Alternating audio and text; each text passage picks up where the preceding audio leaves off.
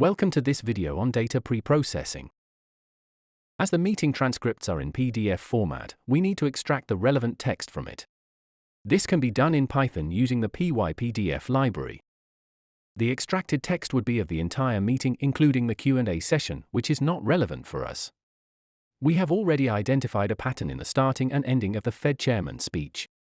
It starts with good afternoon, as the FOMC meeting usually starts at 2:30 p.m. Eastern Time in the afternoon and ends with thank you, after which the floor is opened for Q&A. Do note that this is the pattern that we have observed in the FOMC meeting from 2022 to 2024.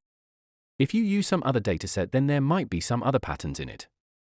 We can extract the relevant text using a simple Python code.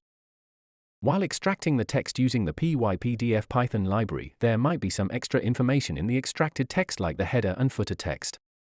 This can be removed Pythonically as it is not a piece of relevant information for us. The next step is to calculate the number of words spoken per minute in the meeting so that the meeting can be segmented into 1-minute intervals with the relevant word spoken in each segmentation. This will help us analyze the sentiment for each minute of the meeting. Finally, we will fetch the price information using the Alpaca API. This is required for backtesting the sentiment-based trading strategies that we will create.